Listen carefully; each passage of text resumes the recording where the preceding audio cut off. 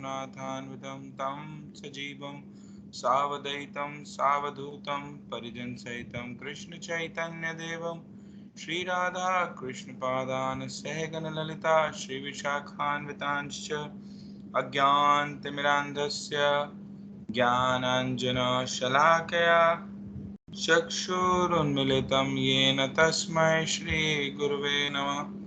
नमो विष्णुपादाय राधिकाय प्रियात्मने श्रीमद्भक्तिवेदान्त नारायणति नामिने।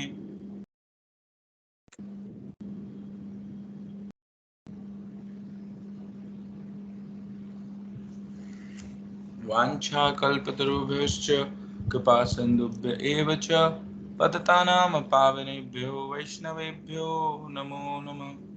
श्रीकृष्ण चैतन्य नित्यानंद नमस्तुभ्यं प्रेमानंद प्रदायिने कलोकल्मषनाशाय जानवापतये नमः। नमो महावदन्याय कृष्ण प्रेम प्रदायते कृष्णाय कृष्ण चैतन्य नामिने गौरत्वसे नमः। हे कृष्ण करुणा सिंधु दीनबंधु जगतपते गोपेश गोपिका कांत राधा कांत नमोस्तुते। तप्त कांचन गौरांगी राधे वृंदावनेश्वरी विश्वभानुसुते देवी प्रणमामि हरिप्रिये। वृंदाय तुलसीदेव्याय प्रियाय केशवस्य च कृष्णभक्तिप्रदे देवी सत्यवत्यै नमो नमः। श्रीकृष्ण चैतन्य प्रभु नित्यानंद श्री अद्वैत गदाधर शिवसदि गौरभक्तवृंद। हरे कृष्ण कृष्ण कृष्ण हरे हरे हरे राम राम राम हरे हरे। हरे कृष्ण कृष्ण कृष्ण हरे हरे हरे राम राम राम हरे हरे। सर्वप्रथम गुरुपाद पद्म नित्य लीला प्रविष्टो विष्णुपादष्टोत्तर शत श्री श्रीमद्भक्ति वेदांत शिला नारायण गोस्वामी महाराज जी के अभय चरण कमलों में पुनः पुनः दंडवत प्रणाम करते हुए उनसे उनके ऐतों की कृपा की प्रार्थना करते हैं। तत्पश्चात समस्त रूपानुगुरुवर आचार्य समस्त गुरु परंपरा स्वपरिकर स्वपार्षद श्री गौर नित्यानंद प्रभु स्वपरिकर स्वपार्षद श्री राधा गोविंद सभी के अभय चरण कमलों में पुनः पुनः दंडवत प्रणाम करते हैं। उनसे उनके हितों की कृपा की प्रार्थना करते हैं। विशेषकर श्रील गुरुदेव श्रील प्रभुपाद भक्ति सिद्धांत सरस्वती गोस्वामी ठाकुर श्रील भक्ति विनोद ठाकुर श्रील बलदेव विद्याभूषण प्रभु श्रील विश्वनाथ चक्रवर्तीपाद श्री अर्जुन और भगवान श्री कृष्ण के चरणों में हम पुनः पुनः दंडवत प्रणाम करते हुए उनसे उनकी विशेष कृपा की प्रार्थना करते हैं कि यह जो हम प्रयास कर रहे हैं इसमें हमें सफलता प्राप्त मिले। जो हम ये भगवद गीता का अध्ययन जो हम करने का प्रयास कर रहे हैं, तो कल तक हमने किया था श्लोक नंबर 31 तक हम कर चुके हैं। अभी तक प्रथम चैप्टर हमारा पहला चैप्टर चल रहा है। तो अभी तक अर्जुन की जो स्थिति है, कुछ कुछ अर्जुन अपनी स्थिति भगवान के आगे रख चुके हैं, उन्हें बता चुके हैं कि उन्हें क्या महसूस हो रहा है या क्या अनुभव कर रहे हैं और किस प्रकार से वो युद्ध नहीं करना चाह रहे हैं, है ना। तो वो कह रहे हैं अरे मेरे प्रियजन ही तो, मेरे स्वजन ही तो है सामने, उनको मारना पड़ेगा। अरे उनको मार के मेरे को राज्य सुख आदि कुछ सुख ये सब मिलेंगे, मुझे ऐसा कोई सुख नहीं चाहिए, मैं युद्ध नहीं करना चाहता। फिर आगे कह रहे हैं श्लोक नंबर 32, 33, 34, इन तीनों श्लोकों को इकट्ठा लेके अनुवाद कर रहे हैं। कह रहे हैं कि हे गोविंद, हमें राज्य भोग तथा जीवन से क्या प्रयोजन है। जिनके लिए राज्य और सुख भोग इच्छित है वे सभी अर्थात आचार्य, पितृव्य, पुत्र, पितामह, मामा, ससुर, पौत्र, साले और संबंधी गण प्राण और धन त्याग कर युद्ध के लिए तत्पर होकर मेरे समक्ष खड़े हैं। अतः हे मधुसूदन, यदि ये लोग मेरा वध भी कर डालें तथापि मैं इनकी हत्या करना नहीं चाहता।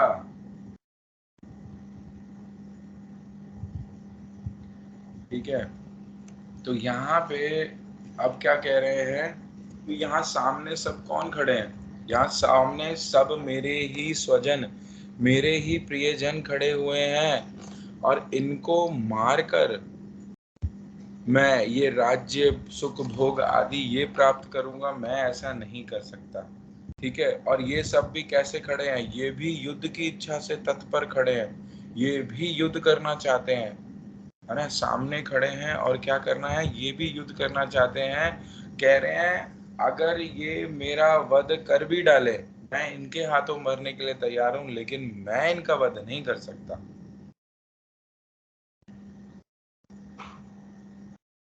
कह रहे हैं कि हे जनार्दन, इस पृथ्वी के लिए तो कहना ही क्या, तीनों लोकों के राजत्व के लिए भी धृतराष्ट्र के पुत्रों का वध करने से हमें क्या सुख प्राप्त होगा।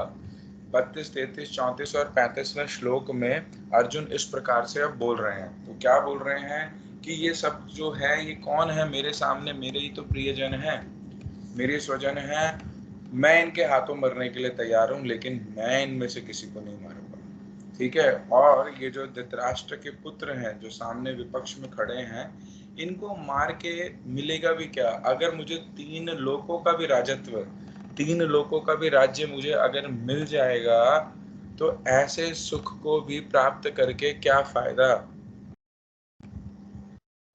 देखो यहाँ पे अब कृष्ण को पहले भी अर्जुन या हम पहले भी सुन चुके हैं कि गोविंद बोल के संबोधन किया गया है।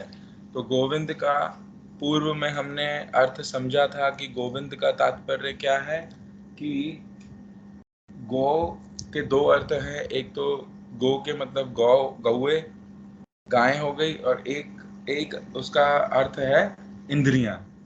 तो जो उन गौओं की, ठीक है, सेवा का विषय है या इंद्रियों की सेवा का विषय है, ठीक है, वो है गोविंद। अब यहाँ पे कहने का तात्पर्य क्या है कि पुनः कृष्ण को गोविंद कहने का तात्पर्य यही है कि जिस प्रकार से, अब देखो इंद्रियां, भगवान को पीछे ऋषिकेश बोला गया था कि इंद्रियों के स्वामी, और यहाँ है गोविंद, इंद्रियों को सुख देने वाले, इंद्रियों को तृप्त करने वाले, गौओं को तृप्त करने वाले, प्रसन्न करने वाले, हाँ, सुख देने वाले। तो कह रहे हैं कि यहाँ पे भी अर्जुन उनको इसलिए कह रहे हैं गोविंद, क्यों कि वही जानते हैं कि किस प्रकार से मेरी इंद्रियां तृप्त होंगी। अभी तो क्या है, इंद्रियां शिथिल हो रही हैं, ठीक है, मुझे उनको कुछ समझ में नहीं आ रहा क्या करना है क्या नहीं करना है ना? तो किस प्रकार से मेरी जो हमारी इंद्रियां हैं वे कैसे तुष्ट होंगी, कैसे वो प्रसन्न होंगी, कौन है, उन्हें कौन प्रसन्न कर सकता है, उन्हें कौन तुष्ट पुष्ट कर सकता है? वो भगवान ही कर सकते हैं, क्योंकि तभी उनका नाम क्या है, गोविंद। तो इसीलिए कह रहे हैं,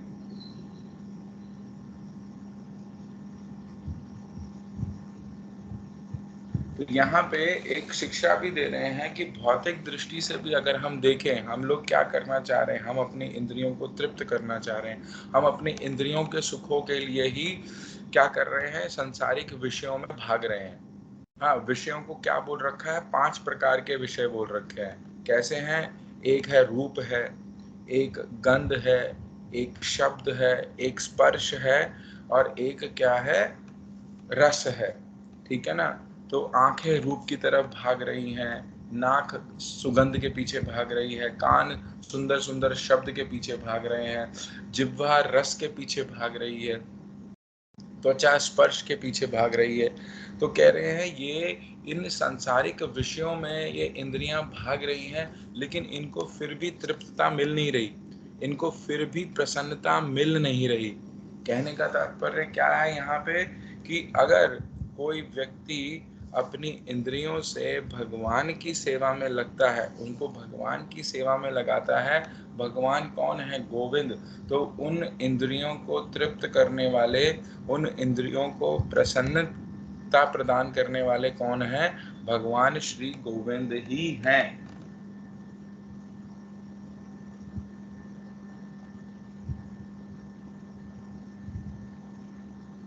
तो यहाँ पे कह रहे हैं कि भगवान जो अपने आश्रित जन हैं उनकी इच्छा अनुसार उनकी इंद्रियां तृप्त नहीं करते हैं, उनके अधिकार अनुसार कि जितना उसके लिए सही है, जितना उसके लिए जरूरी है उतना ही करेंगे।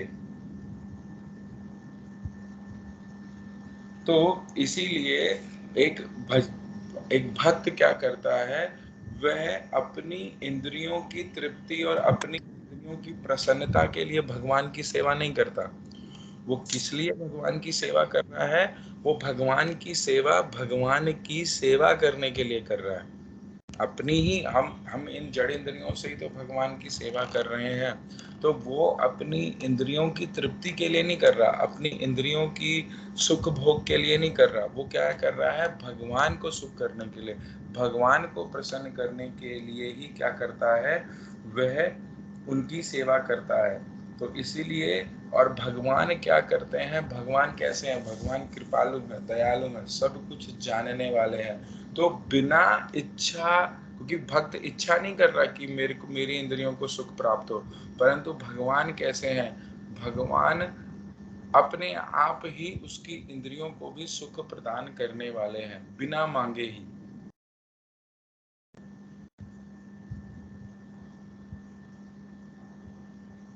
वे कह रहे हैं कि अर्जुन कैसा है? अर्जुन का इस समय क्या दिखा रहा है कि उसका अपने संबंधियों के प्रति, अपने स्वजनों के प्रति प्रगाढ़ स्नेह है, बहुत ही प्रेम है, बहुत ही क्या है? ममता है, उनसे आसक्त है। और इसी कारण क्या है? उसके हृदय में उनके लिए एक स्वाभाविक करुणा है। उनके प्रति कैसी करुणा है? स्वाभाविक करुणा है। ठीक है ना? जैसे पीछे भी हमने कुछ श्लोकों में किया था कि क्या है, भक्त के अंदर दैवी गुण अपने आप स्वतः ही प्रकट हो जाते हैं, साधक के अंदर ही। ठीक है, साधन के प्रारंभिक काल में ही धीरे धीरे उसके अंदर ये दैविक गुण आने लग जाते हैं। तो उनमें से एक गुण भी क्या बोला गया? दयालुता, करुणा। तो कह रहे हैं इसीलिए उनके प्रति अर्जुन के हृदय में क्या है? एक करुणा है, और वो उस करुणा से क्या कह रहे हैं कि मैं इनका वध नहीं कर सकता। और ये भी कि अगर ये सब मेरे स्वजन मारे जाएंगे युद्ध में, कौन है यहाँ पे? मेरे ही तो सब सगे संबंधी हैं दोनों पक्षों में। स्वपक्ष में भी, मेरे पक्ष में भी जो युद्ध कर रहे हैं वो भी मेरे ही जन है, और विपक्ष में भी जो युद्ध कर रहे हैं वो भी मेरे ही जन है। तो होगा क्या? युद्ध तो होगा, और युद्ध होगा तो फिर मारे जाएंगे दोनों तरफ से। और युद्ध के परिणाम में चलो मैं जीत भी गया या कोई भी जीत गया तो क्या मिलेगा? ये राज्य सुख आदि मिलेगा। तो कह रहे हैं बिना स्वजनों के, बिना प्रियजनों के ऐसा सुख भी कैसा लगेगा? वो भी दुख के बराबर ही है। तो सुख भी कैसे होता है? कह रहे हैं परिवार के साथ, प्रियजनों के साथ ही मिलके ऐसे सुख का भोग किया जाता है। और वो तो होगा नहीं, क्योंकि इसमें से कितने तो मारे जाएंगे। तो कह रहे हैं ये तुलना कैसी है? ये तुलना है भौतिक जगत के लिए, कि भाई भौतिक जगत में क्या होता है? हम सब मिलके, एक व्यक्ति अपने परिवार के लिए सोचता है, परिवार व्यक्ति के लिए। तात्पर्य ये है कि हम मिल बांट के सुख ऐश्वर्य का भोग करते हैं। ठीक है ना? और उसमें करने में उसको बड़ा आनंद भी आता है। ये है कौन सा? ये है जागतिक दृष्टिकोण। पर कह रहे हैं यहाँ पे अब समझना पड़ेगा परमार्थिक दृष्टिकोण भी, क्योंकि परमार्थ वो राज्य है जहाँ पे सबका अपना अपना अकेला अकेला ही हिसाब किताब है। परमार्थिक सुख भोग जो है वो एक साधक को अपना अपना ही मिलेगा। आप अगर कोई भजन कर रहा है, कोई हरिनाम आदि कर रहा है, तो क्या होगा? ऐसा नहीं है कि उसको मतलब भजन साधन मैं कर रहा हूँ और कोई मेरा प्रियजन है जो बिल्कुल भजन साधन नहीं करता, तो उसको आनंद अनुभव होने लगेगा। भजन का आनंद जो है, सेवा सुख का आनंद है, वो उसको अनुभव होगा नहीं। तो कह रहे हैं परमार्थिक राज्य एक ऐसा राज्य है जहाँ पे ये जो परमार्थिक जगत है, भक्ति जगत है, यहाँ पे इंडिविजुअल सुख अनुभव होगा। तो यहाँ पे जो करेगा उसको ही मिलेगा। भौतिक जगत में नहीं है कि एक कमा रहा है और 10 को खिला रहा है। यहाँ पे कह रहे हैं कि जो कमाएगा, परमार्थिक धन जो भी लाभ करेगा, वही उसका सुख भोग कर पाएगा, जागतिक दृष्टिकोण से नहीं। तो इसीलिए भजन राज्य में जब हम भजन की बात करें, साधन की बात करेंगे, तब वो कह रहे हैं वहां पे थोड़ा सा स्वार्थ आएगा ही आएगा। और ऐसा स्वार्थी होना कोई गलत बात भी नहीं है। क्यों? क्योंकि यहाँ पे जो चलेगा उसको ही सुख अनुभव। मैं अगर मान लो भजन साधन कर रहा हूँ, मुझे कुछ अनुभव हो रहा है, मुझे कुछ आनंद प्रदान कर रहे हैं भगवान या किसी भी कृपा से मुझे हो रहा है अंदर, वो मैं चाहकर भी किसी दूसरे को नहीं दे पाऊंगा। क्यों? क्योंकि उसको अनुभव करने के लिए दूसरे व्यक्ति के अंदर भी तो उतनी क्षमता होनी चाहिए ना। अब उसने साधन भजन कुछ किया नहीं है तो उसके अंदर कैसे क्षमता आ जाएगी? आ ही नहीं सकती। परंतु जागतिक भौतिक दृष्टिकोण से देखें, चलो भैया मैंने पैसे कमा लिए, मैं किसी दूसरे को भी उस पैसे से कपड़े लेके दे रहा हूँ, खाना लेके दे रहा हूँ, कुछ भी लेके दे रहा हूँ, तो वो चलो कर लेगा। परंतु परमार्थिक मैं चाह के भी नहीं कर पाऊंगा। मैं ज्यादा से ज्यादा क्या भी कर सकता हूँ, बस उनके लिए प्रार्थना कर सकता हूँ। लेकिन उस आनंद को जो मैं भोग रहा हूँ या जो मुझे प्राप्त हो रहा है भजन साधन करके, वो मैं चाहकर भी नहीं दे पाऊंगा, क्योंकि दूसरा व्यक्ति उसको ले ही नहीं पाएगा, उसकी पात्रता ही नहीं है, उसका अधिकार ही नहीं है, वो उस लेवल तक पहुंचा ही नहीं है। तो उतना साधन तो करना पड़ेगा ना। तो ही अगर मैं देना भी चाहूंगा तो भी वो ले नहीं पाएंगे, उनका होगा भी नहीं। तो इसीलिए कह रहे हैं कि यहाँ पे इसलिए कह रहे हैं एक बात और,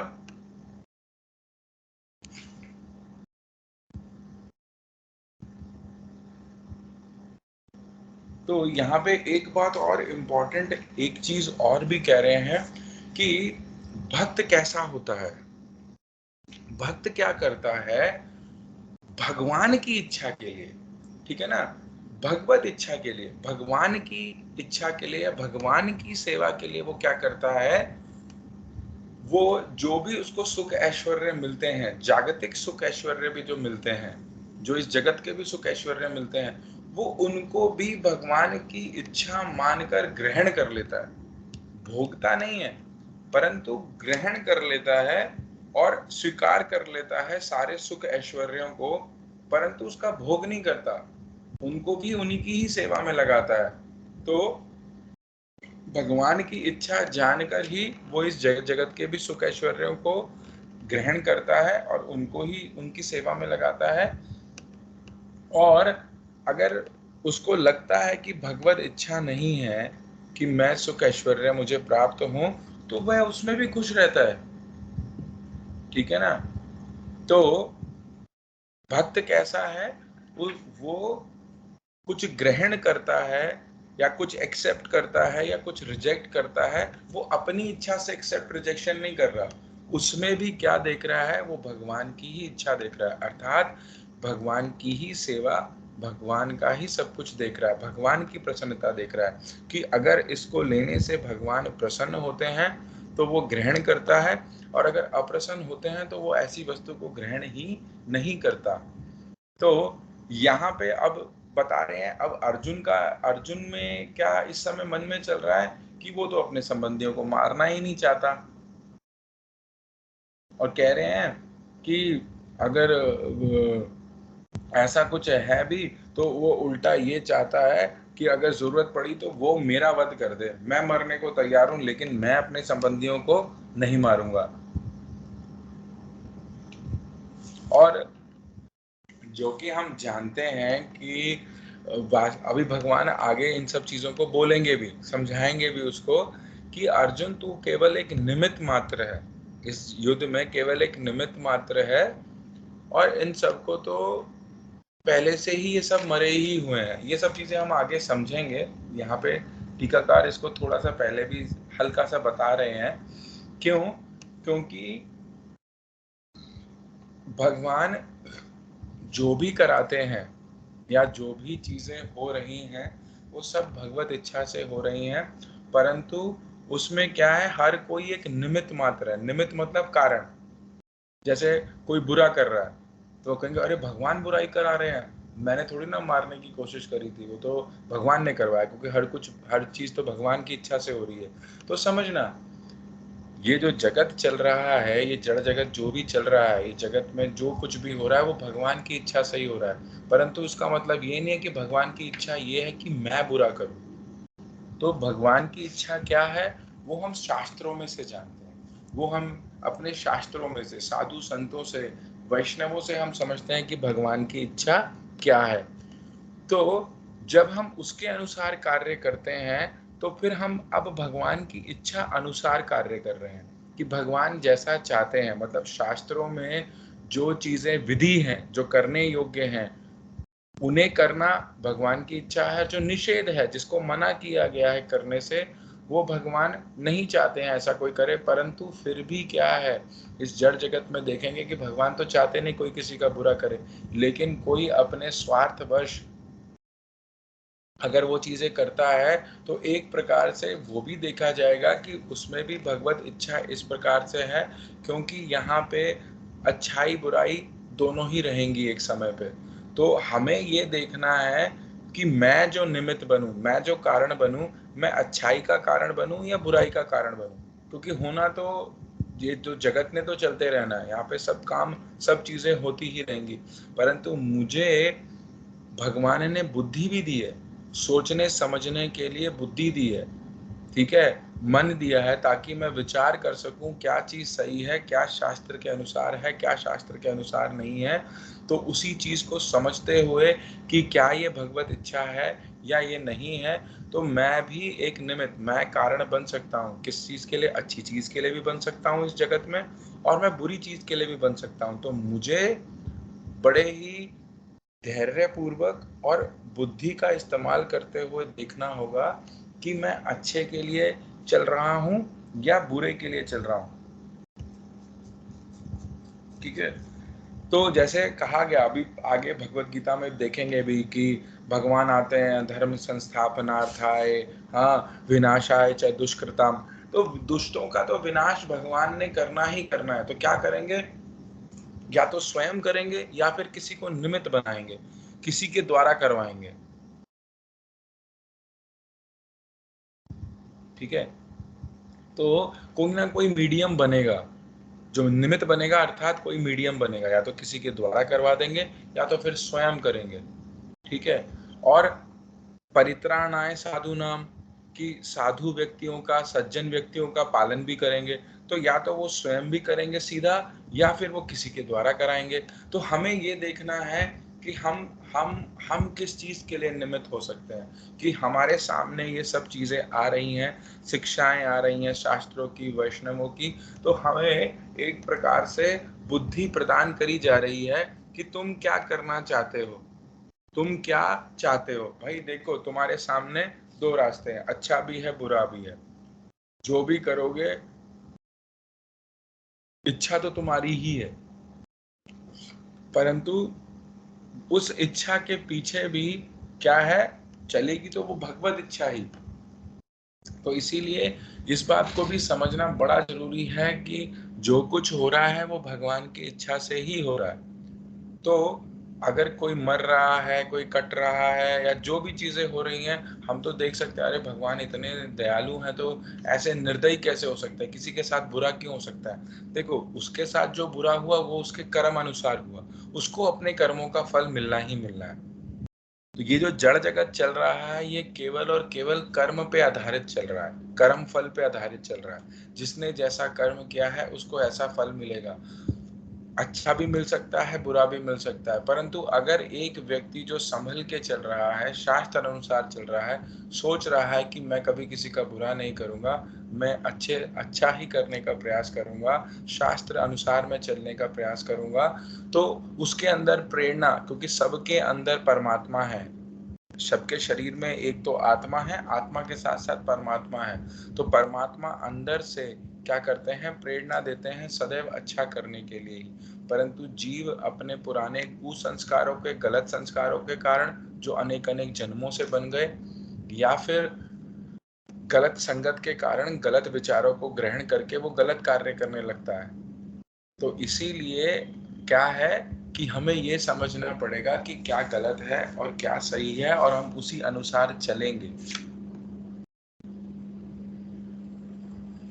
तो यहाँ पे और आगे बताते हुए ये बात भी कह रहे हैं कि देखो, एक चीज और है कि भगवान कैसे हैं। भगवान का अंदर जो विशेष गुण है, जो भगवान को भगवान बनाता है, वो है भक्त वत्सल। कि भगवान कैसे हैं, अपने भक्त के प्रिय हैं, या भक्त उनको इतना प्रिय है, उसको प्रेम करते हैं, उसका पालन करते हैं। तो कह रहे हैं अगर तो उनके भक्तों को कोई हानि पहुंचाएगा तो भगवान उसे कभी क्षमा नहीं करेंगे। ठीक है। परंतु कोई भक्तों की सेवा करेगा, उनका आदर आदि करेगा, तो वो भी क्या होगा, भगवान उससे प्रसन्न ही होंगे। ठीक है ना, वो भी भगवान के प्रीति का पात्र बन जाएगा। तो यहाँ पे इसीलिए कह रहे हैं कि भगवान क्या है, भगवान कैसे हैं, भगवान स्वतंत्र हैं, वो किसी से बंधे हुए नहीं हुए। ठीक है, भगवान कैसे हैं, पूर्ण स्वतंत्र हैं। वो कोई कर्म फल या किसी चीज से, वो किसी चीज से नहीं बंधे हुए। जीव बंधा हुआ है। ठीक है, हम जो जीव हैं, हम कर्म फलों से, अपने संस्कारों से, जो पुराने पुराने पूर्व पूर्व जन्मों के संस्कार आदि हैं, उनसे हम बंधे हुए हैं। हम कभी कभी देखेंगे कि हम चाहते तो कुछ अच्छा करना है, लेकिन फिर भी पता नहीं मन में कैसे विचार आते हैं और अचानक से हमसे कुछ गलत हो जाता है। या कभी कभी चाह कर भी हम कुछ गलत नहीं कर पाते, क्योंकि पुराने कुछ अच्छे संस्कार इतने जोर डालते हैं कि वो हमें गलत करने नहीं देते। तो इसीलिए कह रहे हैं कि परंतु भगवान कैसे हैं, स्वतंत्र हैं। भगवान किसी से बंधे नहीं हुए। भगवान अपनी इच्छा से किसी को भी क्षमा कर सकते हैं, अपनी ही इच्छा से किसी को दंड भी दे सकते हैं। ठीक है, भगवान स्वतंत्र है। तो यहाँ पे यही कहा गया कि जो तो गलत कर रहा है और विशेषकर भगवान के भक्तों के साथ गलत करेगा, उसको भगवान अवश्य दंड देंगे, उसको भगवान कभी क्षमा नहीं करेंगे।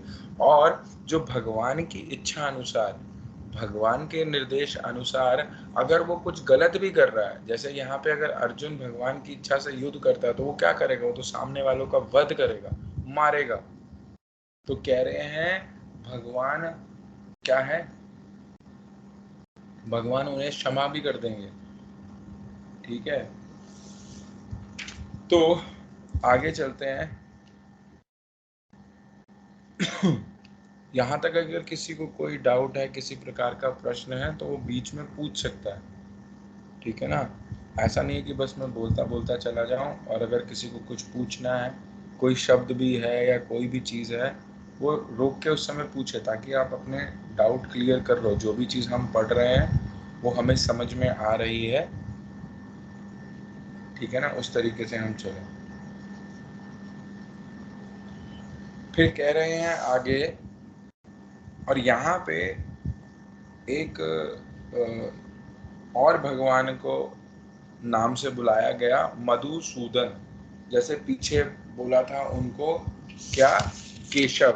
केशव का तात्पर्य एक माधुर्यमय था, और एक था कि एक मतलब था कि केशी दैत्य को जिसने मारा है। और यहाँ पे भी कौन है, मधुसूदन।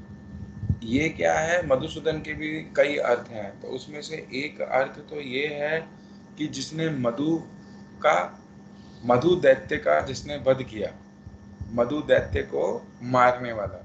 तो यहाँ पे जो भय आ रहा है, जो मोह आ रहा है, हाँ, ये जो आसक्ति रूपी जो अर्जुन के अंदर आसक्ति के कारण, अपने प्रियजनों के साथ, ये जड़ आसक्ति के कारण, ये भौतिक देह की जो मैं मेरा वाली है जो आसक्ति है, उस देहात्म बुद्धि के कारण जो उसके अंदर ये जो भय उत्पन्न हो रहा है, ये जो मोह उत्पन्न हो रहा है, हाँ, तो क्या एक प्रकार से क्या है, मधुसूदन कहने से ये भी हो रहा है कि ये जो मधु रूपी जो दैत्य मेरे हृदय में जो उत्पन्न हो गया, आप इसका विनाश करो। और एक प्रकार से एक मतलब ये भी बताया गया कि आप देखो कितने रसिक हैं, आप कितने प्रेमी हैं कि आप क्या करते हैं, आप मधुसूदन अर्थात अपने भक्तों के हृदय में जो प्रेम रूपी मधु है उसका आप पान करने वाले हैं। तो मेरे हृदय में अगर आप अब मेरे हृदय को भी अच्छे से समझ जाओगे, है ना, तो क्या है, अब अर्जुन का हृदय कैसा हो चुका है कि वहां पे जो उपस्थित उनके प्रियजन आदि हैं उनके प्रति करुणा आ गई है उनके हृदय में, है ना। तो कहने का तात्पर्य क्या है कि आप कौन है, आप मधुसूदन है, आप हृदय में से प्रेम, आप हृदय में से भावों का पान करने वाले हैं। तो मेरे हृदय में जो ये भाव उत्पन्न हो रहे हैं, इन भावों को भी क्या है आप समझें, आप इन भावों को समझ के क्या है मेरी मनस्थिति समझ जाओ कि मेरी मनस्थिति कैसी है, कि मैं क्या चाहता हूँ, मेरे हृदय में क्या हो रहा है, ये करुणा उत्पन्न हो गई है, दया उत्पन्न हो गई है। उस कारण ही मैं युद्ध करना नहीं चाहता, मैं इन लोगों को नहीं मारना चाहता, मैं इनके हाथों मृत्यु को प्राप्त हो जाऊंगा। किसी को कुछ बोलना है या पूछना है किसी को? अच्छा, तो कह रहे हैं कि हरे कृष्णा हाँ, हरे कृष्ण दीदी बोलिए। जी। अभी आपने जनार्दन लिया था ठाकुर जी का नाम, मुझे उसका अर्थ जानना है। मधुसूदन, नहीं, जनार्दन। जनार्दन तो लिया ही नहीं मैंने। लिया था प्रभु जी अभी थोड़ी देर पहले। मैंने अभी तक नाम लिया है तो गोविंद लिया है, उसके बाद बीच में बताया था कि पीछे हमने ऋषिकेश भी पढ़ा था, फिर मधुसूदन लिया है, फिर उसके उससे पहले एक नाम केशव लिया था। मुझे ऐसा लगा कि आपने जनार्दन भी बोला है शायद। अभी तक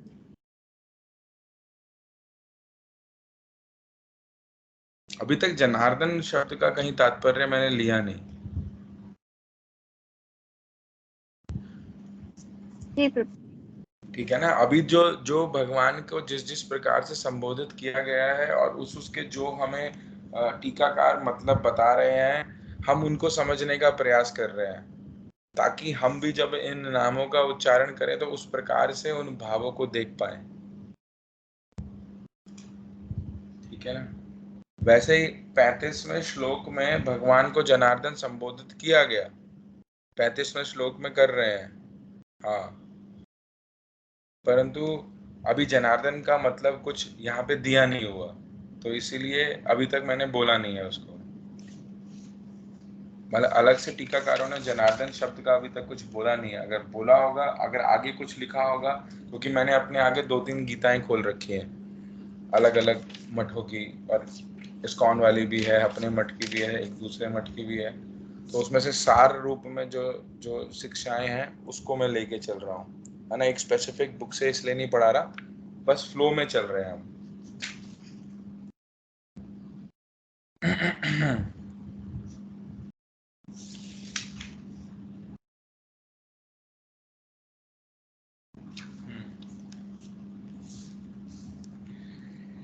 ठीक है, तो यहाँ पे इसीलिए फिर क्या बोला गया, मधुसूदन अर्थात आप मेरे इन भावों को आप समझें, है ना, और इनको वो करें, और मेरे अंदर जो ये करुणा उत्पन्न हुई है या जो दया उत्पन्न हो रही है, ये मैं उस कारण ही इनसे मैं नहीं लड़ने वाला। मतलब एक तरीके से ये आश्वासन भी दे रहे हैं कि मैं कहीं डरा नहीं हूँ, मेरे अंदर कोई भय नहीं आया है, ये तो दया करुणा जो नेचुरल भाव है ये उसके कारण है। यही चीज हम भी इस जड़ जगत में करते हैं। जब हम भक्ति आदि करने लगते हैं, भजन साधन करने लगते हैं, तो हम देखते हैं हमारे प्रियजन हमें रोक रहे हैं, टोक रहे हैं, या कुछ बाधा उत्पन्न कर रहे हैं, है ना। तो फिर हमारे को क्या लगता है, अरे मेरे प्रियजन ही है, देखो कहीं परेशान हो रहे हैं, हाँ बड़ा कष्ट इनको हो रहा है, तो मैं छोड़ ही देता हूँ ना, मेरे ऐसा करने से अगर इनको कष्ट होता है तो मैं छोड़ देता हूँ। परंतु यहीं पे ये विचार समझने वाली बात है, क्योंकि वो जो मेरे अंदर जो दया करुणा है, यहाँ पे इसका अर्जुन की इसी दया करुणा को पीछे भी बता दिया था कि ये क्यों है, और आगे भी बताएंगे कि ये दया करुणा जो तुम्हारे अंदर आ रही है ये वास्तविक रूप से सही वाली दया करुणा नहीं है। ये तो तुम अपने स्वधर्म से भागने के लिए ये जो तुम दया करुणा दिखा रहे हो, ये केवल और केवल क्या है, ये तुम्हारे मोह के कारण, भय के कारण ये दिख रही है। ये वास्तविक दया करुणा नहीं है, ठीक है ना।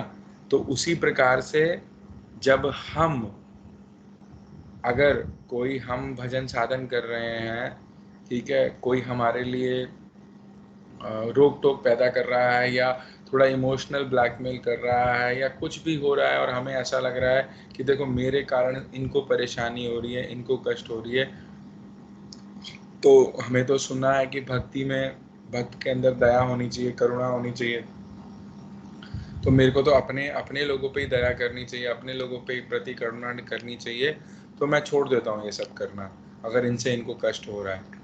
जबकि वास्तविक रूप से ये समझना पड़ेगा कि जो असली जो कष्ट है उन्हें भी मुझे तो समझ में आ गया कि वास्तविक दुख क्या है, वास्तविक कष्ट क्या है, इन लोगों को अभी तक तो आया नहीं समझ में। तो मैं क्यों अपने स्वधर्म को छोड़ूं? यहाँ पे मुझे अपने स्वधर्म को नहीं छोड़ना है, क्योंकि यहाँ पे अर्जुन भी तो भटक ही गया है एक प्रकार से, है ना। तो उसी प्रकार से कभी कभी हम भी अपने स्वधर्म की जो जो ये साधन है इसमें हम भटक जाते हैं। एक प्रकार से वो युद्ध हो रहा होता है, कई बार विचारों का भी युद्ध हमारे हृदय में हो रहा होता है कि करूं ना करूं, या कि क्या करना चाहिए क्या नहीं करना चाहिए। तो उस समय जो शास्त्र अनुसार विधि है, जो गुरु वैष्णवों द्वारा जो विधि है, जिस चीज़ को करना चाहिए, जिस चीज़ का पालन होना चाहिए, फिर हमें क्या करना चाहिए, उस ही चीज़ को पालन करना चाहिए, अपने बुद्धि नहीं लगानी चाहिए, ठीक है। क्योंकि हमारी जो बुद्धि हम लगा रहे हैं, जो हम भाव लेकर आ रहे हैं, क्या पता वो सही हो भी ना हो, ठीक है। तो इसीलिए अर्जुन को अभी तो अर्जुन बोलते जाएंगे, फिर जब भगवान बोलने पे आएंगे तब इन सब चीज़ों को समझाएंगे और अच्छे से समझाएंगे। फिर 36वां श्लोक ले रहे हैं, वो कह रहे हैं कि हे माधव, अब यहाँ पे भगवान को माधव से संबोधित किया गया है, कि इन सभी आताताइयों को, ठीक है, आताताई क्या होते हैं वो आगे टीका में बता रहे हैं। तो आताताइयों को मारने से हमें पाप ही लगेगा, इसीलिए बांधवों सहित दुर्योधन का वध करना हमारे लिए उचित नहीं है, क्योंकि स्वजन की हत्या करने से हम किस प्रकार सुखी होंगे, ठीक है। तो अब यहाँ पे क्या बता रहे हैं कि हालांकि शास्त्रों में बताया गया कि आताताई का विनाश करने से कोई पाप नहीं है, फिर भी श्रुतियों के अनुसार, शास्त्रों के अनुसार बता रहे हैं आताताई किसको कहा गया। तो कह रहे हैं जो किसी ने विष दे दिया हो, कोई विष दे रहा हो, कोई किसी को जला रहा हो, अग्नि दे रहा हो, ठीक है ना, विष देने वाला, घर में अग्नि लगाने वाला, ठीक है ना, घर जलाने वाला। अब घर में अग्नि तो अग्नि से भी दी जाती है और आजकल तो मुंह से भी दे देते हैं अग्नि, है ना। तो घर जलाने वाला, फिर कह रहे हैं घातक हथियारों से, शस्त्रों से या जो आक्रमण करने वाला वो, फिर धन लूटने वाला, धन अपहरण जो करने वाला है, धन चोरी करने वाला है, लूटने वाला है वो, फिर कह रहे हैं दूसरों की भूमि हड़पने वाला, ठीक है, दूसरों की भूमि हड़पने वाला, और क्या कह रहे हैं पराई स्त्री का अपहरण करने वाला, पराई स्त्री को हरने वाला, उसको क्या बोला गया है, इन 6 प्रकार के जो लोग हैं उनको आताताई बोला गया है। तो यहाँ पे बोल रहे हैं कि अगर हम इन इन विचारों को देखें, इन आताताइयों को देखें जो आताताई हैं, तो कह रहे हैं इनकी तो शास्त्र अनुसार बिना सोचे बिना विचार किए हत्या कर देनी ही चाहिए, करनी ही उचित है, क्योंकि शास्त्रों में बताया गया कि आताताइयों की हत्या करना ही क्या है, उचित है, इनको मार ही देना उचित है। और ऐसे करने से जिसने हत्या करी है उसको कोई दोष भी नहीं लगेगा, इसमें कोई दोष भी नहीं है।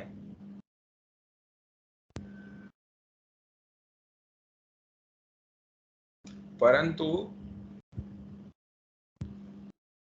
यहाँ पे कह रहे हैं कि शास्त्र के एक विचार से तो ये उचित है, परंतु धर्म शास्त्र के हिसाब से क्या बता रहे हैं, कह रहे हैं शास्त्रों के अलग अलग प्रकार हैं, तो उसमें कह रहे हैं कि एक धर्म शास्त्र है, एक अर्थशास्त्र है। ठीक है, तो अर्थशास्त्रों के अनुसार कह रहे हैं आताताइयों को मारने में कोई दोष नहीं है, लेकिन धर्मशास्त्र के अनुसार अपने स्वजनों को मारने में पाप लगेगा। ठीक है, और अगर हम अपने ऋषियों की बात देखें तो याज्ञवल्क्य ऋषि ने कहा कि अर्थशास्त्र से धर्मशास्त्र को प्रबल मानो। तो अगर कहीं पे तुलना करनी पड़े तो क्या करो, धर्मशास्त्रों को मानो।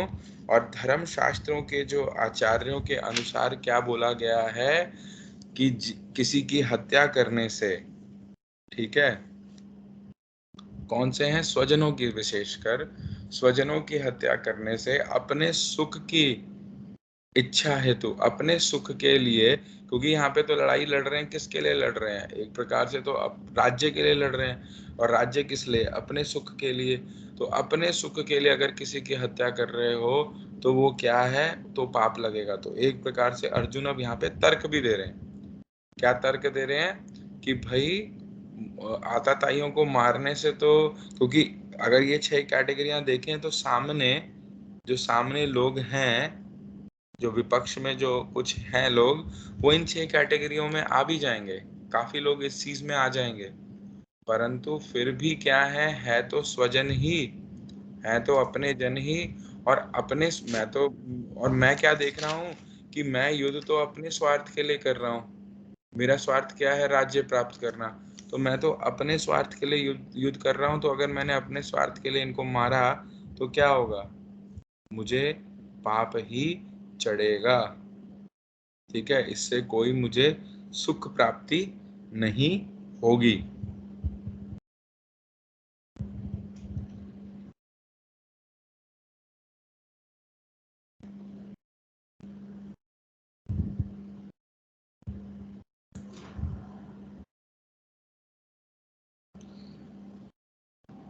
तो यहाँ पे और आगे गुरुदेव कुछ और चीज बता रहे हैं।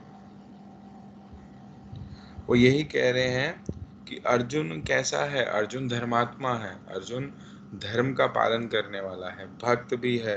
तो वो क्या है, वो जो धर्म के 4 लक्षण हैं, वेद, स्मृति, सदाचार और आत्मतुष्टि, ये इसका पालन करने वाले हैं।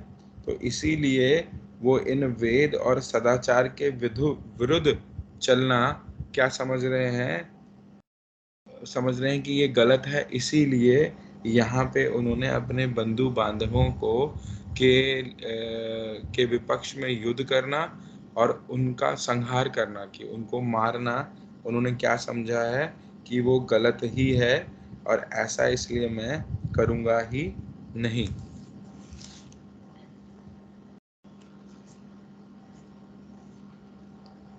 अब कह रहे हैं कि एक और दृष्टिकोण से बता रहे हैं कि आताताइयों को मारना एक सामान्य दृष्टिकोण से एक सामान्य व्यक्ति के लिए बिल्कुल सही हो सकता है, परंतु अर्जुन सामान्य व्यक्ति नहीं है। वो कौन है, वो भक्त है। भक्त का ही पर्यायवाची क्या है, साधु। हम साधु किसको कहते हैं, वो कहते हैं ना, अरे बड़ा साधु बन गए हो, अरे हमने साधु देखा, वो साधु है, वो साधु है। साधु कहने का ही शब्द, साधु शब्द ही किसको लगता है? जो शुद्ध भक्त है। शुद्ध भक्त को ही क्या कहा गया है? साधु कहा गया है। तो उनका व्यवहार भी कैसा होगा? साधुवत होगा, साधु जैसा व्यवहार होगा। ठीक है, तो वो कैसा व्यवहार करने की कोशिश कर रहे हैं? वो साधु वाला व्यवहार करने की कोशिश कर रहे हैं, लेकिन है क्या? क्षत्रिय। और कहाँ उपस्थित है? रणभूमि पे। तो रणभूमि में क्षत्रिय को क्षत्रिय वाला स्वभाव करना चाहिए, साधु वाला स्वभाव शोभा नहीं देता। साधु वाला वो व्यवहार कर भी नहीं सकते। तो फिर भी कहा गया कि एक जो कुशल राज्य, मतलब एक कुशल राजा को, एक सही राजा को कैसा होना चाहिए? उसके अंदर साधुत्व भी होना चाहिए, उसके अंदर साधु वृत्ति भी होनी चाहिए, क्योंकि उसी साधु वृत्ति से ही क्या है, वो सही से प्रशासन आदि कार्य कर पाएगा। ठीक है, परंतु कायर नहीं होना चाहिए। ठीक है, जैसे कि उदाहरण दे रहे हैं त्रेता युग में से, कि भगवान राम कैसे थे। भगवान राम को बोला गया कि वो पूर्णतः एक साधु की तरह ही उन्होंने क्या किया? अपना राज्य किया। इसलिए लोग आज भी क्या बोलते हैं? राम राज्य बोलते हैं। ठीक है ना, कि एक अच्छा राज्य हो रहा है, या अच्छी तरीके से राज्य हो रहा है, उसको संज्ञा क्या दी जाती है? आज भी राम राज्य की दी जाती है। तो उस समय राम जी कैसे राज्य कर रहे थे, उस समय को राम राज्य बोला गया। तो कह रहे हैं वहां पे उन्होंने कभी कायरता प्रदर्शित नहीं करी। रावण आताताई था। क्यों? क्योंकि उसने श्री सीता देवी का अपहरण भी किया, पर स्त्री हरण भी किया। ठीक है, और पूर्व पूर्व में धन हरण भी किया, भू हरण भी किया। ठीक है ना, जीव हिंसा आदि भी करी। तो बहुत बड़ा आताताई था। तो परंतु फिर भी इसीलिए क्या किया? उसका वध किया, रावण का वध किया, आताताई का वध किया। और राम जी कौन से उसमें कुल में आए? क्षत्रिय कुल में। तो क्षत्रिय होने का एक वो भी दिखाया कि क्षत्रिय का धर्म क्या है, कि लोगों को, और वास्तविक रूप से राज्य में या कहीं पे भी कोई आताताई है तो उसका विनाश भी करना है।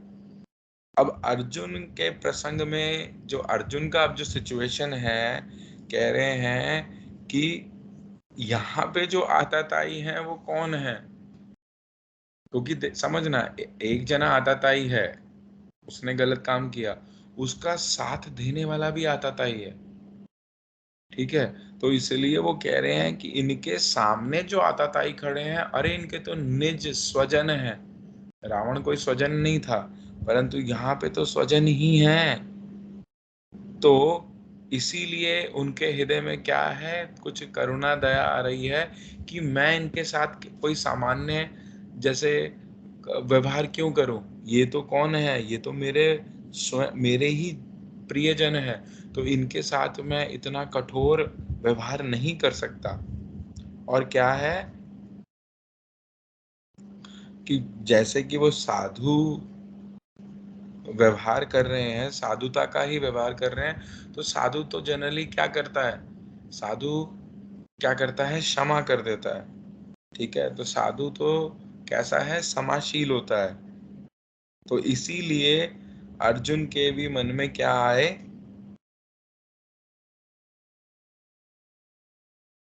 अर्जुन का भी मन में विचार क्या है कि इस समय ये जो राजनीतिक कारण है, राजनीतिक कारण का मतलब ये जो राज्य के लिए जो लड़ाई हो रही है, राज्य के उसके लिए जो ये सब युद्ध हो रहा है, तो इसको एक तरफ करके और क्या करना कि साधुता की जो साधु आचरण है उसको उन्होंने ज्यादा प्रेफरेंस दे दी, कि मैं एक क्षत्रिय आचरण करने की बजाय एक साधु आचरण करना मेरे लिए ज्यादा इस समय श्रेयकर है, मेरे लिए मंगलकारी है।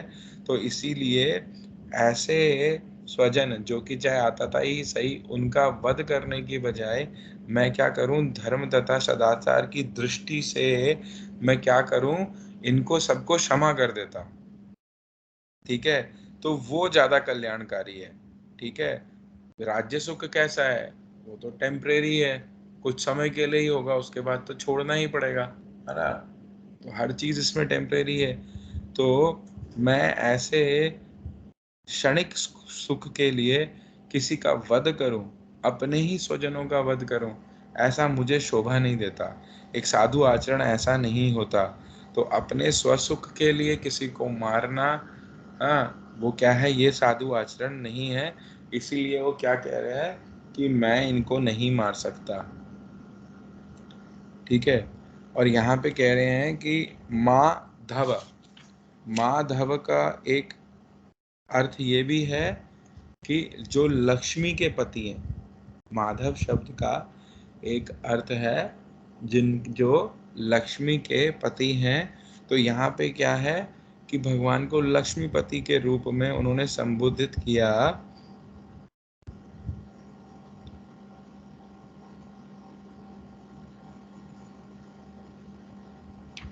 तो कह रहे हैं कि लक्ष्मी कैसी है, लक्ष्मी वास्तविक देवी कैसी हैं, कल्याणकारी हैं। ठीक है ना, तो लक्ष्मीपति क्या है, सबका पालन करने वाले हैं।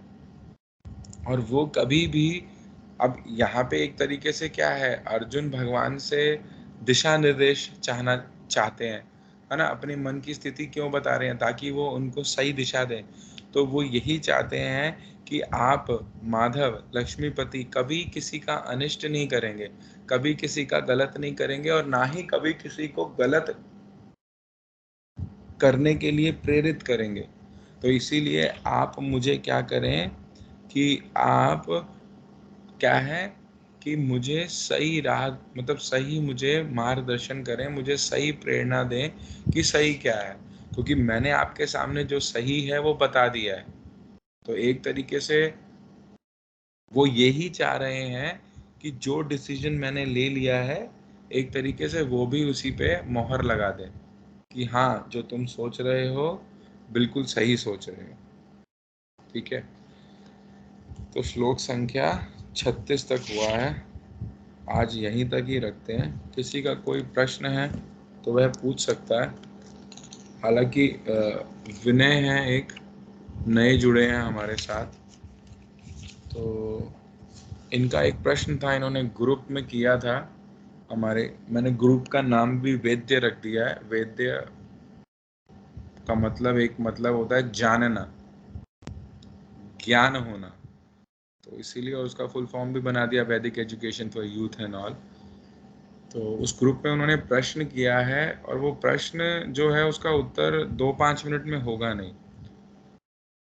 उन्होंने हालांकि पूछा है, तो एक भागवत के अनुसार बता सकते हैं कि कृष्णस्तु भगवान स्वयं, कहने का तात्पर्य यहाँ पे ये हुआ कि जो स्वयं भगवान है, भगवान तो सभी हैं, भगवान और भगवान के अवतार हम सभी को भगवान कहेंगे, परंतु स्वयं भगवान कहने का तात्पर्य ये है कि मूल रूप से कृष्ण है, उन कृष्ण से ही सब अवतार आए। शास्त्रों में कई प्रकार के अवतार बताए गए हैं, तो उसमें से 6 प्रकार के अवतारों को मुख्य रूप से बताया गया है। ठीक है ना, तो उन 6 प्रकार के अवतारों में जितने भी अवतार हैं, जैसे चाहे वो 10 अवतार हो, 24 अवतार हो, जो भी हो, वो सभी उन 6 के अंदर कैटेगराइज हो जाते हैं। 6 कैटेगरी ऑफ अवतार हैं, तो सब उन 6 के अंदर आ जाते हैं। ठीक है ना, तो मूल कृष्ण ही हैं, उनसे ही सब अवतार आए हैं। टीवी में या जो हमने आज तक पढ़ा सुना, उसमें हम सुनते हैं कि कृष्ण राम आदि किसके अवतार हैं, विष्णु के। परंतु हमने अगर शास्त्रों को और अगर डीप से हमें पढ़ेंगे, तो हमें पता चलेगा कि विष्णु ही 3 प्रकार के हैं। तो अगर हम उल्टा प्रश्न करना चाहें उन लोगों से जो विष्णु के अवतार कृष्ण राम आदि को बताते हैं, तो हम उनसे ये पूछ सकते हैं कौन से विष्णु के, क्योंकि शास्त्रों में विष्णु भी 3 बताए, कारणोदक्षाय विष्णु, गर्भोदक्षाय विष्णु, सिरोदक्षाय विष्णु। ये तीनों विष्णु भी क्या हैं, इनको हमें समझना पड़ेगा। ठीक है, तो इसीलिए मूल रूप अभी एक सामान्य दृष्टि से ये नहीं कि हम कृष्ण की उपासना कर रहे हैं इसलिए कृष्ण को ऊपर कर दिया या राम को नीचे कर दिया या उनको नीचे, हम नीचे किसको नहीं कर रहे हैं, परंतु शास्त्रों के अनुसार ही मूल कौन है, मूल श्री कृष्ण है। कृष्ण से ही सब अन्य अन्य अवतार आदि आए हैं। उनके राइट साइड से श्री बलदेव तत्व अवतारित होते हैं, अवतार लेते हैं। बलदेव तत्व का अवतार होता है, वो संदनी शक्ति के अधिष्ठात्री देवता हैं। संदनी शक्ति का मतलब है वो शक्ति जो भगवान की सत्ता, सत्ता का मतलब है नाम रूप गुण क्रिया आदि इनको प्रकाशित करती है। तो भगवान के रूप तक को प्रकाशित कौन है, वो करती हैं। तो उन्हीं से ही आगे आगे आगे सब अवतार होते हैं। तो मूल क्या है, अवतारी हैं श्री कृष्ण। ये भागवतम एवं अन्य अन्य पुराणों में बताया गया। भागवतम तो वैसे ही सभी वेदों का, सभी पुराणों शास्त्रों का सार के रूप में श्री वेद व्यास जी ने दिया। वेद व्यास जी भी, कृष्ण द्वैपायन वेद व्यास भी क्या है, भगवान के एक प्रकार के अवतार ही हैं। ठीक है, तो जो 6 कैटेगरी ऑफ अवतार है उसमें एक कैटेगरी ऑफ अवतार के अंदर वो भी आते हैं। शक्तावेश अवतार बोला गया। किसी दिन में अवतारों पे भी एक क्लास अलग से प्रॉपरली कर लेंगे हम, ठीक है ना। तो अगली जो क्लास हम करेंगे वो अब हम भगवान के अवतार इसको समझने के लिए हम कर सकते हैं। तो थोड़ा सा यही है कि साइड बाय साइड हम और भी, क्योंकि भगवत गीता तो चल ही रही है लेकिन जो बेसिक चीज़ें भी हैं, किसी का कोई भी प्रश्न हो वो हम इस क्लास में ले लेंगे। ये मत सोचना कि केवल भगवत गीता पढ़ रहे हैं तो इसमें जो भगवत गीता का वही चीज़ है वही चीज़ चलेगी। ये सब चीज़ें भी हमारी साइड की सपोर्टिंग ही है। हम गौड़िया सिद्धांतों को, वैष्णव सिद्धांतों को अच्छे से समझने का हम प्रयास कर रहे हैं। तो ये सब चीज़ें उन्हीं प्रयासों में ही हैं। तो मूल अवतारी श्री कृष्ण किस प्रकार से अन्य अवतार होते हैं, अन्य अवतार होने के भी कारण क्या है, ठीक है ना। क्योंकि 6 प्रकार के अवतार बताए गए, ठीक है। भगवान के लीला अवतार, भगवान के गुणा अवतार, भगवान के मनवंतर अवतार, युगा अवतार, ठीक है। उसी प्रकार से शक्तावेश अवतार आदि आदि ये अवतार बताए गए हैं। तो हम उनको भी समझ सकते हैं। तो अलग क्लास एक उनकी ले लेंगे, जब भी होगा वो टॉपिक लिख के मैं भेज दूंगा कि आज हम भगवान के अवतार करेंगे। और इन अवतारों को भी भगवान से ही संबोधित किया जाएगा, क्योंकि ये भी बोला गया कि भगवान और भगवान के अवतार में तत्वतः कोई भेद नहीं है। मतलब उनके जिस चीज के भगवान बने हैं अवतार भी सेम ही है। एक रूप से भगवान ही वो अवतार हैं, वही वो हैं। परंतु वहाँ पे जिस विशेष कार्य के लिए वो गए हैं, जिस विशेष क्रिया के लिए वो गए हैं, तो वहाँ पे क्या किया है, या तो केवल अपने गुणों को, क्या तो अपनी केवल शक्ति का प्रदर्शन वहाँ पे किया है, या फिर वो हम जब अवतारों को करेंगे ना तब हम इन चीज़ों को समझ पाएंगे, तो हम उनको भी भगवान ही कहेंगे, ठीक है ना। तो कोई भेद नहीं रखेंगे, लेकिन भेद होगा जैसे पूर्व में अभी पीछे कुछ क्लास में हमने बताया था कि हम भेद रखते हैं तो केवल रस की दृष्टि से, है ना। तो जब भगवान के अवतार के टॉपिक को हम लेंगे, इसको थोड़ा सा डिटेल में कर लेंगे। तो बाकी किसी का भी कोई प्रश्न है ग्रुप में करते रहिए, अच्छा लगेगा कि हाँ चलो कुछ प्रश्न है। और अगर किसी का प्रश्न आता है तो कोशिश करिए उसका, जिसको भी जो पता हो, है ना, कुछ वो रिप्लाई कर सके। तो हाँ सत्य माता जी, आप कुछ कहना चाहते हैं? हाँ जी माता जी।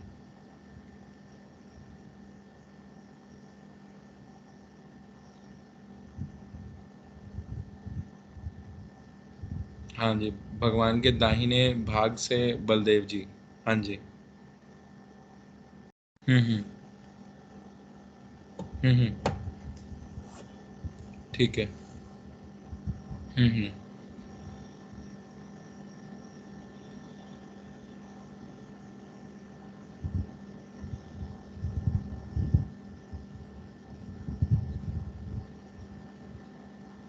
हम्म। बिल्कुल।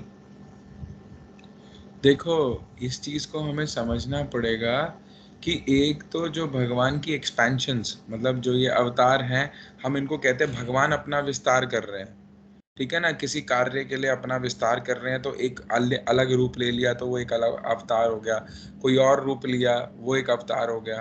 परंतु जब इस धराधाम पे आते हैं, माता जी का ये प्रश्न है कि चलो हमने ये तो समझ लिया कि अवतार ऐसे हुआ, परंतु फिर हम देखते हैं कि वो देवकी के गर्भ से गर्भ का आकर्षण हुआ, वो रोहिणी के गर्भ में गए और रोहिणी के गर्भ से फिर जन्म ले रहे हैं बलदेव प्रभु। तो वो क्या है, तो इस चीज को ये समझना पड़ेगा कि जो जब यहाँ पे इस भौम वृंदावन में जब आते हैं भगवान, लीला आदि करते हैं, भगवान स्वयं जन्म की लीला कर रहे हैं जबकि वो अजन्मा है, परंतु यहाँ पे जन्म लीला इस प्रकार से कर रहे हैं ताकि उस जन्म लीला से वो क्या लगे कि ये सब, वो यहाँ उन्होंने जन्म लिया, उनके सबके साथ बिल्कुल एक साधारण मनुष्य, एक नर के भांति उन्होंने सबके साथ लीलाएं करी, ठीक है ना। हम भी उन जन्म तिथियों का पालन करके अपना कल्याण करें, उन जन्म लीलाओं का श्रवण करके, उनकी अन्य अन्य लीलाओं का श्रवण करके हम भी उनके साथ कुछ प्रकार का संबंध बना सकें, इसीलिए वो जन्म लीलाएं हो रही हैं।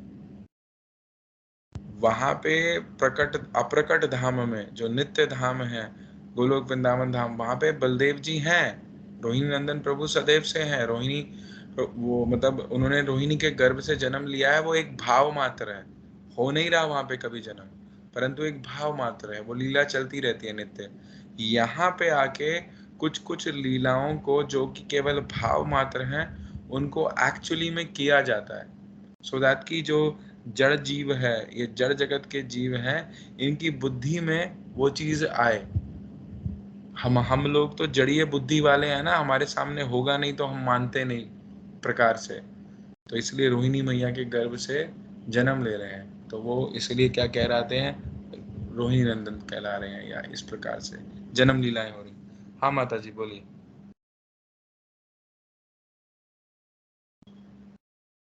सत्या माता जी कुछ बोलना चाहते हैं?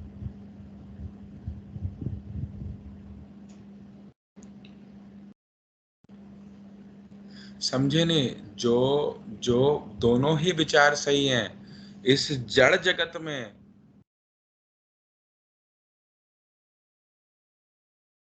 समझ रहे हैं माता जी, देखो, हाँ ये चीज, यही चीज समझनी है कि इस जड़ जगत में भगवान, देखो भगवान भी अजन्मा है, परंतु जब इस जड़ जगत में लीला करने के लिए आते हैं तो जन्म लीला कर रहे हैं। जन्म लीलाओं पे हमने काफी विचार, जन्माष्टमी या बलदेव पूर्णिमा के समय पे हमने ये विचार सुने कि क्या है, कि वो जन्म लीला क्यों कर रहे हैं, जन्म लेके एक साधारण भाव अपने हृदय में उत्पन्न करा रहे हैं, ब्रजवासियों के हृदय में उत्पन्न करा रहे हैं, वो एक अलग बात हो गई।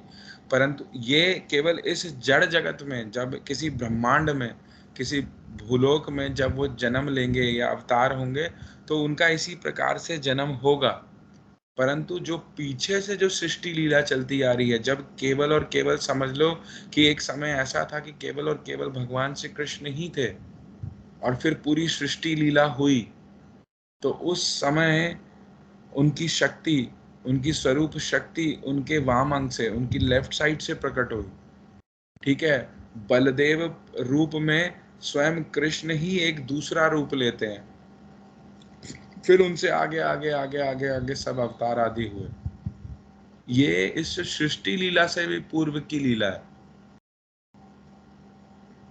ये क्या है, ये गुरुवर्गों ने, आचार्यों ने बताया कि अगर पूरी एक्सपेंशन हम देखें सभी अवतारों की तो वो वैसे हुई। ये इस ब्रह्मांड बनने से भी पहले की बात है, और जो जन्म लेने वाली जो लीला हो रही है वो तो इस ब्रह्मांड के, ब्रह्मांड में आने पे, जब वो भगवान अपना गोलोक धाम, जब अपना उस गोलोक धाम को यहाँ लेके इस भूलोक पे लेकर आते हैं उस धाम को, तब दिखाने के लिए कि देखो ये जन्म है, ये मेरे माता पिता हैं, मैं इनका पुत्र हूँ, हाँ बलदेव इनके पुत्र हैं, ये हमारे नित्य माता पिता हैं आदि, इस प्रकार से लीला करके भक्तों के हृदय में, अभक्तों के हृदय में उन लीलाओं को दिखाने के लिए, उन लीलाओं को समझाने के लिए वो ऐसा कर रहे हैं, है ना, क्योंकि ये जड़ जगत का सिस्टम अलग है, पर कुछ कुछ वो इस जड़ जगत के हिसाब से भी कुछ चीज़ों को कर देते हैं।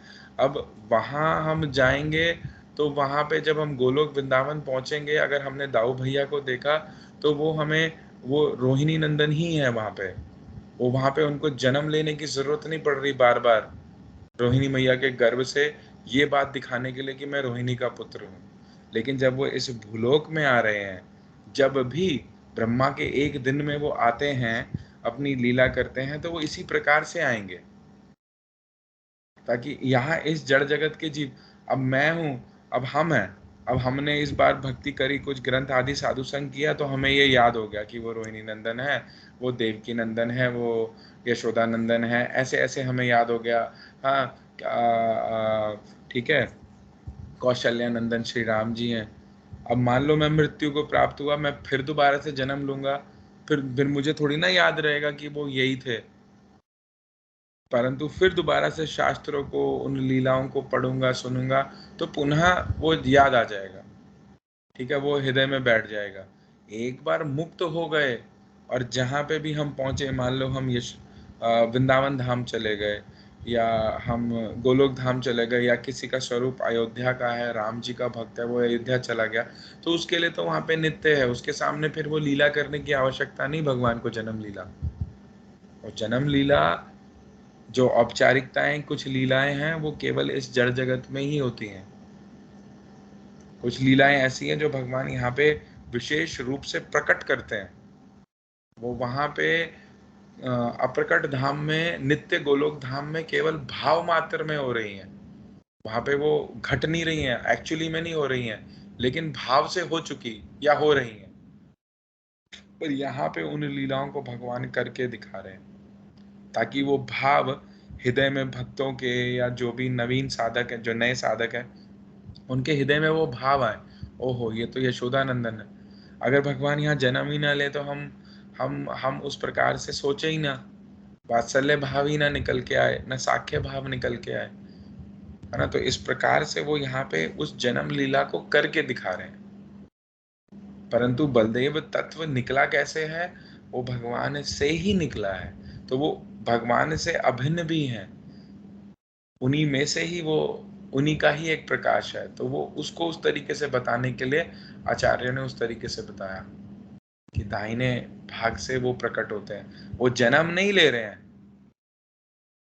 भगवान की जो लीलाएं हैं, या जो ये जो प्रकट होना, विस्तार करना, ये इसको साधारण जगत की तरह मत समझो कि एक माँ से एक पुत्र निकल रहा है, तो शायद बलदेव भी उसी तरीके से कृष्ण में से निकल रहे होंगे, या वो निकल रहे होंगे, नहीं।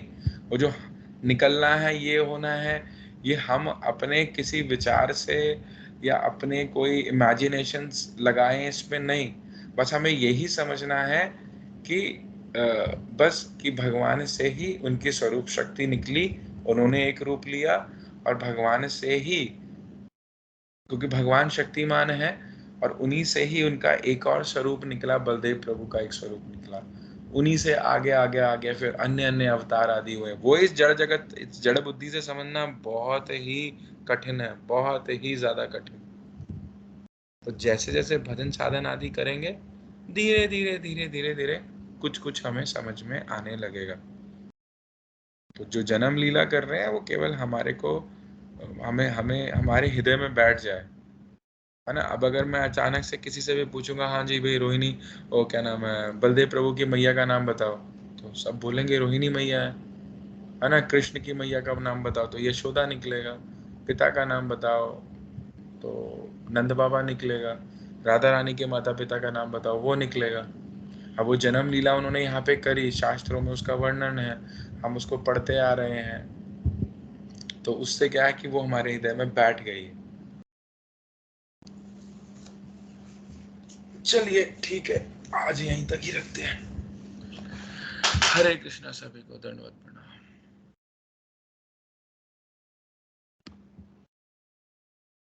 हरे कृष्णा, दंडवत प्रणाम सभी। हरे कृष्ण प्रभु जी।